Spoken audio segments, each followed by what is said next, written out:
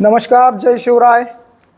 प्रथमतः उपस्थित सर्व पत्रकार बंधूंना आणि तुमच्याकडून आणि आमच्याकडून देखील जुन्नर तालुक्याच्या तमाम मायबाप जनतेला दीपावलीच्या खूप खूप शुभेच्छा. आज आपण या ठिकाणी जमलो आहे त्याचं कारण असं आहे की आपल्या सगळ्यांना ज्ञात आहेत की आपल्या तालुक्यात नव्हे तर राज्यामध्ये जी विधानसभेचं बिगुल वाजलं आहे आणि ती निवडणुकीच्या अनुषंगाने सर्वत्रच त्या अनुषंगाच्या चर्चा, त्या अनुषंगाचं वारं निर्माण झालं आहे. विशेष करून आपल्या जुन्नर तालुक्यामध्ये आपण आपल्या तालुक्यापुरतंच बोलूया तर आपल्या तालुक्यामध्ये या ठिकाणी एक 4-8 दिवस झाले जसे फॉर्म भरून 29 तारीख फायनल झाली. त्याच्यानंतर काही वारं निर्माण झाले. ते वारं असं आहे की डमी उमेदवाराचं. तर डमी उमेदवाराचं वारं आणि त्याच्यामध्ये 2 दिवसापूर्वी एका वृत्तवाहिनीने असं संभ्रमित अवस्था निर्माण झाली त्याच्या बातमीवरून. ते चुकीचं नव्हतं त्यांचं, पण असं वाटत होतं की कुठंतरी हे जे डमी उमेदवार आहेत हे नक्की प्लॅन कोणाचं आहे, नक्की कोणी तयार केले. तर त्या अनुषंगाने मग ती बातमी पाहिल्यानंतर आम्ही सगळी मंडळी त्या ठिकाणी दादांचे कार्यकर्ते, दादांवर जीवाच्या पलीकडे प्रेम करणारे कार्यकर्ते त्या सत्याचा शोध घेण्यासाठी बाहेर पडलो आणि त्याच्याशी बरेचशी गोष्टी उलगडल्यात. आणि त्या मग आम्हाला वाटलं की हा जुन्नर तालुका आहे, हा छत्रपतींचा तालुका आहे, हा संस्कार आणि वारकरी संप्रदायाची परंपरा घेऊन चाललेला तालुका आहे. खूप चांगल्या पद्धतीने सोज्वळ मनाने राजकारणाचं या ठिकाणी पूर्वीची पार्श्वभूमी आहे. मग चुकीच्या पद्धतीने कोण वागतंय, या तालुक्याला चुकीची दिशा देतंय कोण, या तालुक्यात जे राजकारण आता होऊ घातलंय किंवा आत्ता जी निवडणूक आहे तिच्यामध्ये अशा वेगळ्या पद्धतीने ह्या गोष्टी करायची गरज भासली आहे कोणाला. कशासाठी तुम्ही नवीन पिढीचे आत्ता नवीन मतदार इतक्या मोठ्या प्रमाणात वाढले, तुम्ही त्यांना कशाला चुकीची वळणं लावताय. मग ही वळणं लावतंय कोण हे नक्की आपण शोधलं पाहिजे. निवडणुका येतील, निवडणुका होतील, जय होईल, पराजय होईल, ह्या गोष्टी ही प्रक्रिया आहे, निरंतर चालणार आहे, ती होत राहणार आहे. पण जर आपण या तालुक्याचे पाईक आहोत, आपण या तालुक्यातला एक घटक आहोत, आपण ज्या यंत्रणेतला एक घटक म्हणून उभे राहणार आहोत, तर मग आपण कसं वागलं पाहिजे. तर मग जर आपण तालुक्याचे आमदार म्हणून उभे राहणार आहोत तर आपण या तालुक्याला काही दिशा देणार आहोत की नाही, या तालुक्याच्या संस्कारामध्ये आपण भर घालणार आहोत की या तालुक्याचा आहे त्या संस्कारांची आपण वाट लावणार आहोत, हे आपण पहिलं ठरवून घेतलं पाहिजे. मग तो कोणत्याही पक्षाचा कार्यकर्ता असेल, कोणत्याही नेत्याचा कार्यकर्ता असेल, त्यांनी काम करत असताना त्या नेत्यांनी त्याला गाईडलाईन दिली पाहिजे की त्या नेत्याच्या पावलावर पाऊल ठेवून तो चालला पाहिजे की बाबा रे हे चाललंय काय, तुला उद्या करायचंय काय, हे नवीन मतदार येणारे यांना नेमकं काय काय आपण दिशा देणार आहोत. उद्या पळून जातील ही पोरं, ही म्हणतील इतक्या गलिच्छ राजकारणात जर आपल्याला जायचंय त्याच्यापेक्षा आपण न गेलेलं बरं. अशी व्यवस्था, अशी अवस्था या तरुण पिढीची होईल. मग या राजकारणाकडे एवढ्या घाणेरड्या पद्धतीने जर आपला तरुण पाहायला लागला तर ही व्यवस्था चालणार नाही. ही व्यवस्था चालवायची असेल, ही समाज व्यवस्था चालवायची असेल तर तिथं कुठंतरी सुसूत्रता पाहिजे, तिथं कुठंतरी संस्कारांची जडणघडण जोडली गेली पाहिजे आणि ती कुठंतरी कमी पडतीये. मग निवडून यायचं म्हणजे फक्त छान छान दिसायचं, वेगवेगळ्या पद्धतीने ॲक्टिंग करायच्या आणि मग त्याच्यावरती निवडणुका न्यायच्या का. त्याच्यापेक्षा तुम्ही तुमचं स्वतःचं कर्तृत्व सिद्ध करा. तुम्ही तुमच्या पद्धत या जनतेला मायबाप मानून त्यांच्या अडीअडचणी दूर करा. त्यांना ज्या गोष्टी लागतात त्या गोष्टी द्या. मग त्यामध्ये तुम्ही रस्ते देतात ते किंवा विकास कामं होतात ते, पाणी देतात ते, या किंवा गटर लाईन देतात ते, ज्या निरंतर चालणाऱ्या विकासाच्या प्रक्रिया तुम्ही देत आहात ते तुमचं लोकप्रतिनिधी म्हणून काम आहे. पण त्याच्या पलीकडे जाऊन तुम्ही काय देणार आहात का, तर त्याच्या पलीकडे जाऊन तुम्ही संस्कार द्या. त्याच्या पलीकडे जाऊन तुम्ही ह्या तरुण पिढीला दिशा द्या ना, तुम्ही काहीतरी विजन दाखवा ना. तुम्ही काय राजकारणाचं इतक्या घाणेरड्या पद्धतीने जर करणार असाल तर ह्या तालुक्याला, संस्काराच्या तालुक्याला, छत्रपतींच्या तालुक्याला वेगळी दिशा लागेल. आपण सगळी मंडळी त्याच्यात भरकटले जाऊ, आपण सगळ्यांचा त्याच्यामध्ये ऱ्हास होऊन जाईल. आणि म्हणून ही गोष्ट कुठंतरी थांबली पाहिजे. ही आमच्या मनाला कुठंतरी इतक्या मोठ्या प्रमाणात लागली आहे की या तालुक्यामध्ये उमेदवार म्हणून कोणी उभं राहणार आहे, तो त्याच्या पद्धतीने त्याचा प्रचार यंत्रणा करणार आहे, तो निवडून येईल, ते जे काय होईल ते होईल. पण आता जे डमी उमेदवार उभे केले का हो, 2 शरद सोनवणे आणले. पण एक गोष्ट तुमच्या लक्षात आली नाही, तुम्ही 2 शरद सोनवणे आणताना अरे तालुक्यात एकच शरददादा सोनवणे हे तुम्ही विसरलात 2 शरद सोनवणे आणताना. आता हे नक्की आणलेत कुणी ना, याचा खुलासा करण्यासाठी आपण इथे बसलोय.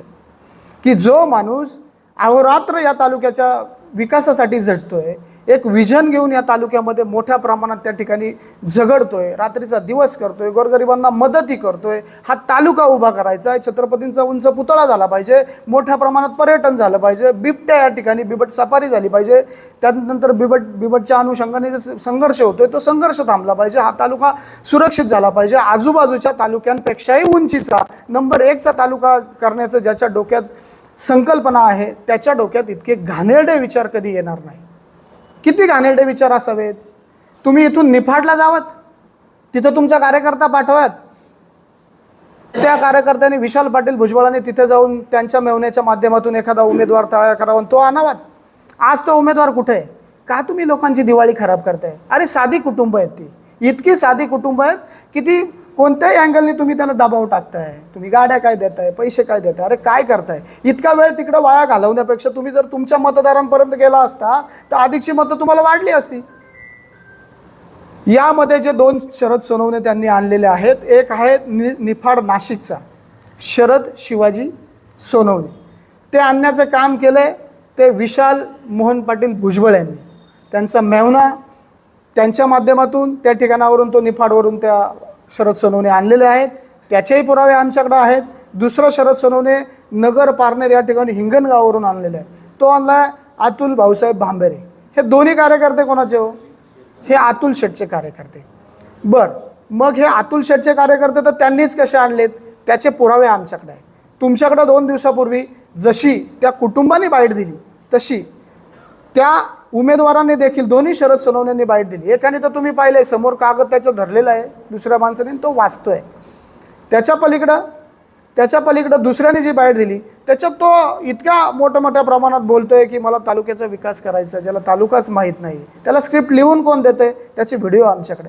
बरं, याच्या पुढे जाऊन तुमच्या सगळ्यांचा पुरावा असणारा एक पुरावा आपल्या सगळ्यांना ज्ञात आहे. तो पुरावा असा आहे की जे फॉर्म भरले गेलेले आहेत, पहा 29 तारखेला 16 नंबरला एक फॉर्म आला आहे, तो शरद शिवाजी सोनवणेंचा. कोण आहे या शरद सोनवणेंना, या शरद शिवाजी सोनवणेंना सूचक कोण आहे? तुम्ही सगळ्यांनी पाहिले असतील नसतील, पण मला या तालुक्याच्या तमाम जनतेसमोर आज ठेवायचे की यांना सूचक कोण आहे. त्याला 1 नंबरला सूचक आहे कोमल स्वप्नील डेरे. कोण आहे त्या कोमल स्वप्नील डेरे? या कोमल स्वप्नील डेरे आहेत श्रीराम पतसंस्थेचे चेअरमन सन्माननीय तानाजी शेठ डेरे यांच्या सुनबाई आहेत. का तानाजी शेठ डेरेंच्या सुनबाई त्यांना सूचक ते घेऊ शकले? इतकी ओळख का शरद शिवाजी सोनवणे निफाडवाल्यांची? दुसरे सूचक आहेत त्यांना श्रीराम पतसंस्थेचे संचालक ज्ञानेश्वर गणेश रासने. तिसरे सूचक आहेत श्रीराम पतसंस्थेचे संचालक अनिल तुकाराम थोरात. चौथे सूचक आहेत मंगेश दत्तात्रय नलावडे, महाव्यवस्थापक श्रीराम पतसंस्था. असेच सगळे सूचक. अजित शामराव शिरसाट श्रीराम पतसंस्थेचे कर्मचारी, नारायण सीताराम दरंदाळे श्रीराम पतसंस्थेचे एक शाखा व्यवस्थापक, ज्ञानेश्वर धोंडीभाऊ खराडे श्रीराम पतसंस्थेचे वसुली अधिकारी. का हो? श्रीराम पतसंस्थेचा आणि या शरद शिवाजी सोनवणेंचा संबंध काय हो? काय संबंध? हा संबंध जुन्नर तालुक्याच्या आम जनतेसमोर गेला पाहिजे. हा संबंध आहे की हा शरद शिवाजी सोनवणे हा मांजरगाव तालुका निफाड जिल्हा नाशिक या ठिकाणावरून सन्माननीय उमेदवार अतुल वल्लभ बेनके यांनी आणलेलं आहे. हे सिद्ध होतं आहे, याचे पुरावे आहेत. जे विशाल पाटील भुजबळ त्यांच्या स्वतःच्या MH14 13-14 गाडीत गेले होते त्याचे फुटेज, त्याचे फोटो आमच्याकडे आहेत. आता आपण दुसऱ्या शरद बाबासाहेब सोनवणेवर बोलू. दुसरा शरद बाबासाहेब सोनवणे यांनी आणला हिंगणगाव तालुका नगर जिल्हा अहमदनगर. हा शरद बाबासाहेब सोनवणे, याला सूचक कोण आहे माहिती आहे? तर याला सूचक आहे श्रीराम पतसंस्थेचे कर्मचारी रामदास श्रीधर खेबडे. दुसरे सूचक आहेत दीपा गणेश बुगदे, कर्मचारी श्रीराम पतसंस्था. तिसरे सूचक आहे विद्या अनिल थोरात, कर्मचारी श्रीराम पतसंस्था. चौथे सूचक आहेत कृष्णागर पाटीलभाऊ कोल्हे. हे जो श्रीराम पतसंस्थेचा त्या ठिकाणी जो हॉल आहे ना, ते हॉल स्वतः त्यांच्याकडे चालवतात ते. त्याच्यानंतर आहेत मंगेश गणेश रासने, हे संचालक आहे श्रीराम पतसंस्थेचा. काय संबंध आहे याही शरद बाबासाहेब सोनवणेचा आणि या श्रीराम पतसंस्थेच्या संचालकांचा, कर्मचाऱ्यांचा? तो संबंध असा आहे की ही श्रीराम पतसंस्था बेनके साहेबांची. अतुल वल्लभ शेठ बेनके त्या ठिकाणी उमेदवार म्हणून उभे आहेत. तुम्ही संस्कार द्यायला निघालेत ना, तुम्ही तालुक्याचा विकास करायला निघालेत ना, मग हा तालुक्याचा विकास का? हा तालुक्याचा विकास का? अशा पद्धतीने तुम्ही लोक आणून उभी कर. अरे मग तुम्हाला एक शरद दादा जो तालुक्यात गेले 14-15 वर्ष सातत्याने संघर्ष करतोय, दिवस पहाटेपासून तर रात्री उशिरापर्यंत जनमानसांच्या मदतीला धावतोय, इतकं मोठं विजन घेऊन तालुक्यामध्ये पळतोय, त्याला थांबवण्यासाठी, त्याला थोपवण्यासाठी इतक्या खालच्या पातळीला जाणार तुम्ही? इतक्या खाली उतरणार? बरं, कोणी आणलं या शरद बाबासाहेब सोनवण्यांना? तर या शरद बाबासाहेब सोनवण्यांना आणलं अतुल भाऊसाहेब भांबेरे. मित्र आहे आमचा मित्र आहे. त्या अतुल भाऊसाहेब भांबेरेंनी ज्या ऑफिसमध्ये पुण्याला वाघोली या ठिकाणी त्याला स्क्रिप्ट लिहून दिली, त्याला बाईट घेतली, त्याचे व्हिडिओ फुटेज आमच्याकडे. त्याच्यामध्ये अतुल भाऊसाहेब भांबेरे स्वतः स्पष्टपणे त्याच्यात दिसतात, ते स्क्रिप्ट लिहितात, ते त्याचा व्हिडिओ घेतात, ते त्याचा व्हिडिओ 3 वेळा रिटेक केलाय चुकलाय म्हणून. काय हो, काय संबंध अतुल भाऊसाहेब भांबेरेंचा? त्यांचा संबंध आहे का ते आदरणीय अतुल शेठ वल्लभ शेठ बेनके यांच्या जवळचे निष्ठावंत कार्यकर्ते आहेत. निष्ठा आहे त्यांची, पण अशा पद्धतीने. आमचं म्हणणं एकच आहे तुम्हाला, तुम्ही ही गोष्ट समाजासमोर नेणार आहात, तुम्ही या व्यवस्थेचा एक महत्त्वाचा घटक आहात, तुमची जबाबदारी फार महत्त्वाची आहे. तुम्ही हे समाज व्यवस्थेपर्यंत पोचवा की याच्यामध्ये कुठल्याही प्रकारे आमच्या कोणाचाही संबंध नाही आहे बाबांनो. याचा संबंध त्याच माणसाचा आहे. तुम्ही जर विद्यमान आमदार म्हणून 5 वर्ष राहिलेत, तुम्ही सांगतात की आम्ही 3300 कोटींची कामं केली, मग तुम्हाला का 2-2 शरद सोनवणे आणावं लागले? 3300 कोटींची कामं करताय, 2-2 शरद सोनवणे आणताय, तुमचे कर्मचारी त्यांना, संचालक त्यांना सूचक होत आहेत. हा संबंध जनतेने समजून घेतला पाहिजे, म्हणून आजची ही प्रेस आहे. मला एवढंच सांगायचं आहे, पुन्हा एकदा सांगतोय की हे दोन्हीही शरद सोनवणे हे यांनी आयात केलेले उमेदवार आहेत आणि यांना गायब सुद्धा यांनी केलंय. यांचा कुटुंब तळतळ करताय, रडतंय, धाय मोकलून रडतंय. तुम्ही व्हिडिओ पाहिलेत. आज अशी परिस्थिती की त्या निफाडवरून 4-10 गाड्या भरून त्या पाटलांच्या पंपावर घरावर येऊन बसतील लोक. आज ती त्या ठिकाणी जो शरद बाबासाहेब सोनवणे त्याची आजी आहे 90 वर्षाची, धाय मोकलून रडते. वाणी साहेबांनी व्हिडिओ केला. त्याची बायको आज तिथे आहे, त्याची बहीण आहे, त्याच्या बहिणीला आज त्याचा भाऊ नाहीये. काय मिळवणार आहात तुम्ही या निवडणुकीतून? काय करायचंय तुम्हाला नक्की ठरवा तुम्ही. अशा पद्धतीने चुकीचं बाबांनो वागू नका. तालुक्यात एकच शरद दादा भीमाजी सोनवणे आहेत. शरद सोनवणे किती येतील, पण बॅलेट पेपरवर, बॅलेट मशीनवर एकच नाव असणार आहे, शरद दादा भीमाजी सोनवणे. शरद सोनवणे किती आहेत त्याच्याबद्दल आमचं म्हणणं नाही, पण शरद दादा या तालुक्यात एकच आहे, शरद दादा भीमाजी सोनवणे. आणि तो आहे तो जनतेच्या मनामनात आहे. आणि म्हणून आम्हाला हे सांगायचंय, संभ्रम निर्माण झाला तालुक्यात. कोण म्हणतं हे कोणी आणलंय, कोण म्हणतं हे यांनीच आणले असेल. म्हणून हे पुरावे द्यायचे, म्हणून हे व्हिडिओ दाखवायचे की बाबा हो, जे करतात ते डोळ्यांनी बघा की हे कोणत्या थराला जाऊन या तालुक्याची संस्कृती यांनी ढासळायचं काम चालवलंय. माझी हात जोडून विनंती आहे त्यांना पण, निवडणूक ही एकदम प्रेमात घ्या, स्पोर्टी पद्धतीने घ्या. तुम्ही काय केलंय, काय करायचंय ते सांगा. आम्ही काय केलंय, जनतेसमोर आरसा आहे, जनता देईल ना मतदान, मागा ना तुम्ही. अशा पद्धतीने का करताय तुम्ही?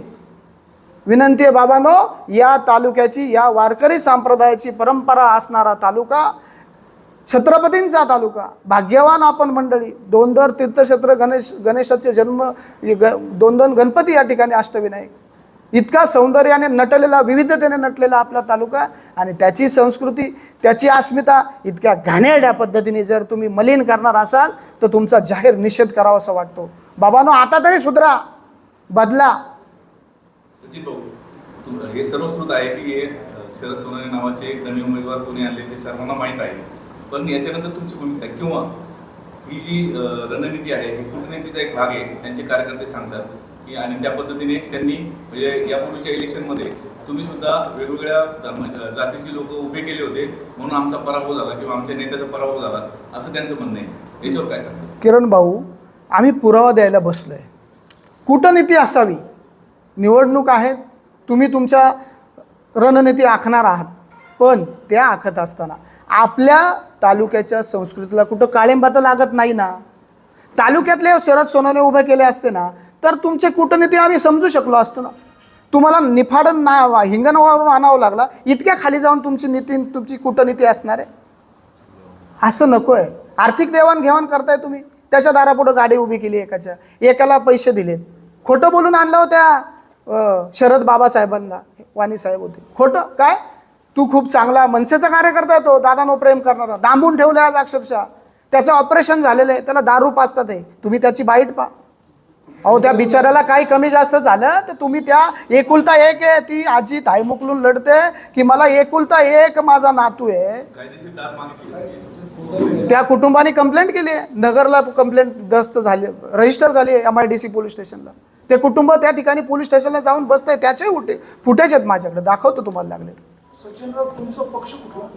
आमचा पक्ष या तालुक्यातल्या सर्वसामान्य जनतेच्या आडी अडचणीला उभा राहणारा शरददादा सोनवणे हा आमचा पक्ष. तुमचा शिवसेनेशी काही संबंध नाही?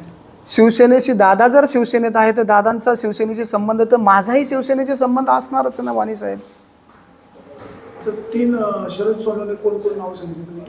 शरद शिवाजी सोनवणे आणि शरद बाबासाहेब सोनवणे, हे 2च शरद सोनवणे आहेत. तिसरे शरददादा भीमाजी सोनवणे, जे या तालुक्यातले आहेत. फॉर्म काय नावाने भरले? शरददादा भीमाजी सोनवणे. आता तुम्हाला नेमकं डिस्प्ले काय करायचंय? आम्हाला जे फॉर्म दोघांचे भरलेले आहेत त्याला कायदेशीर आधार आहे. सूचक तुम्ही झाले काय, मी झाले काय, समजा त्यांच्या पतसंस्थेचे बोलू दे. झाले, त्यांनी काय अर्ज अनव्हॅलिड होत नाही. तर तुमचं नेमकं दुखणं काय आहे? आमचं दुखणं नाही आहे, आमची भावना आहे, तुम्ही समजून घ्या. या संविधानाने अधिकार दिलाय, राज्यात उभे राहा, कुठेही उभे राहा, किती वेळा, 2 वेळा फॉर्म भरा. पण हा सुसंस्कृत तालुका आहे ना वाणी साहेब. तुम्ही कूटनीती करा, पण कशा पद्धतीने करताय, कशा पद्धतीने करताय?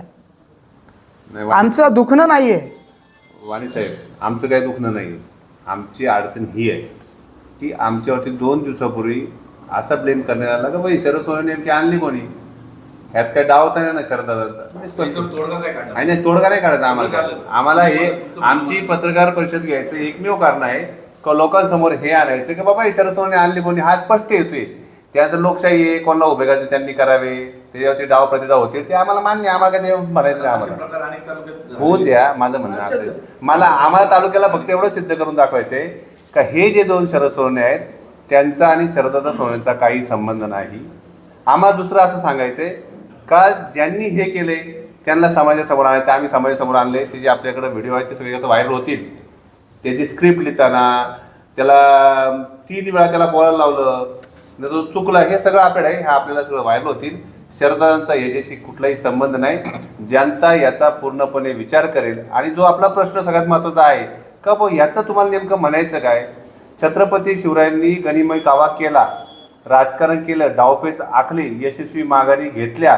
पण छत्रपती शिवरायांच्या काळामध्ये एखाद्या घरातली सून सणासुदीला रडताना छत्रपती शिवरायांना कधी सहन झालं नसतं. एखाद्याची आई आत्महत्या करणार हे छत्रपती शिवरायांना कधी मान्य केलं असतं, त्याची योग्य त्यांच्यावर कारवाई केली असती महाराजांनी.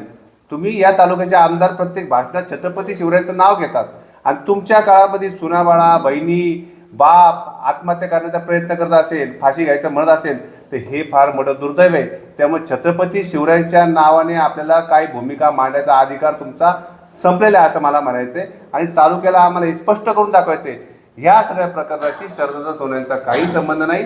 ह्या सगळ्या प्रकरणाशी या तालुक्याचे विद्यमान आमदार अतुल शेठ बेनके यांचा पूर्ण ह्याच्यामध्ये यांनीच घडून आणले प्रकरण, हे आम्हाला स्पष्ट करायचं आहे. या उपर आम्हाला डिस्प्ले काय करायचं नाही. तालुक्याच्या जनतेला हे कळलं पाहिजे का हे कोणी केलेलं आहे. आणि यातून आम्ही पुराव्या सगळं तुम्हाला हे सिद्ध करतो का हे अतुल शेठ बेनके यांनीच केलंय, अशी आमची स्पष्ट भूमिका. आणि इतक्या खालच्या, किरण भाऊ तुम्ही आता जे बोललात ना की अनेक तालुक्यांमध्ये राज्यभरात त्या नावाची माणसं डमी उभी केली असतील, बरोबर ना? खासदारांच्या वेळेला सुद्धा तसं झालं होतं. पण जुन्नर तालुक्यातला माणूस आंबेगाव तालुक्यातून फॉर्म नाही भरला, जुन्नर तालुक्यातला माणूस निफाडला जाऊन फॉर्म नाही भरला. तुम्ही समजून घ्या. या तालुक्यातला एखादा शरददादा उभा केला असता, शरद सोनवणे उभा केला असता, आपण समजू शकलो असतो, हा विषय इतका गाजलाही नसता. पण इतक्या साध्या कुटुंबातून तुम्ही पोरं उचलून आणलीत का ज्यांची 2 टायमाची खायची भ्रांत आहे, अशा कुटुंबाला तुम्ही दिवाळीमध्ये रडायला लावले. ही तुमची नैतिकता कुठे ठेवली तुम्ही? इतक्या खालच्या पातळीवर जाऊ नका तुम्ही, हेच आम्हाला सांगायचं आहे. मला ते म्हणायचं आहे का काल डॉक्टर मुले आले होते, त्यांच्या बरोबर असा काही विषय झाला का या विषयावर, असं डमी फॉर्म भरले किंवा काय? नाही नाही, ते सदिच्छा भेट शुभेच्छा द्यायला आले होते. साहेब, आमचा प्रश्न असा आहे की लोकशाहीमध्ये सर्वांना अधिकार आहे फॉर्म भरायचा, पण लोकशाहीमध्ये त्या उमेदवाराला घरी जायचा अधिकार आहे का नाही यायला पाहिजे ना. जर त्यांची फॅमिली जर बोलतीये संबंधित माणसाला की बाबा माझ्या माणसाला, माझ्या मुलाला, माझ्या नवऱ्याला घरी पाठवून द्या, मग हे जे आहेत हे त्यांना घरी का सोडत नाही? लोकशाहीमध्ये हे योग्य आहे का? त्यांना कायद्याचा आधार आहे ना, काय त्यांनी पोलीस कंप्लेंट करावी, केली ना सर? आवश्यक त्यांनी- केली. Police protection. प्रश्न कायद्याचा नाही चालला, प्रश्न इथे चाललाय की तुम्ही एका समाज व्यवस्थेचे लोकप्रतिनिधी आहात, तुम्ही या जुन्नर तालुक्याचे आमदार आहात. तो कुठल्या गावचा माणूस आहे, कुठल्या महाराष्ट्रातला आहे का तो कुठल्या देशातला, कुठल्या राज्यातला आहे, तुम्ही एक मानवता म्हणून त्याला डांबून ठेवणार का? प्रश्न त्याचा चाललाय, कायदा नाही. उद्या कायदेशीर कारवाई. प्रशासनावर आक्षेप आहे. आमचा प्रश्न, आमचा आक्षेप आहे, एखाद्या तालुक्याचा लोकप्रतिनिधी ज्यावेळेस ही भूमिका घेतो आणि जर तर दोन माणसांना डांबून डांबून ठेवलं ठेवतो, तर लोकप्रतिनिधी या तालुक्याचा असा असावा का, याला आक्षेप आहे. ती लोक निफाडची म्हणजे पाकिस्तानमधली नाही आहेत. त्यांच्या कार्यकर्त्यांचं असं म्हणणं आहे की माझ्या कार्यकर्त्यांनी काय केलं असेल हे मला माहित नाही.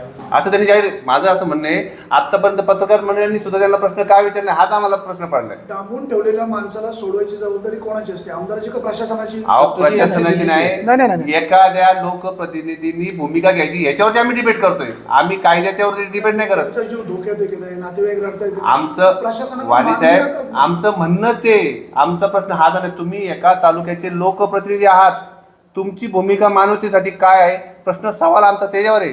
उद्या कायद्याने काय होईल, उद्या कायद्याने कंप्लेंट होईल, प्रशासन काय ऍक्टिव्ह होईल, महाराष्ट्रात अभिषेक असतोच आहे. त्यांना सोडल्याचं दुःख नाही.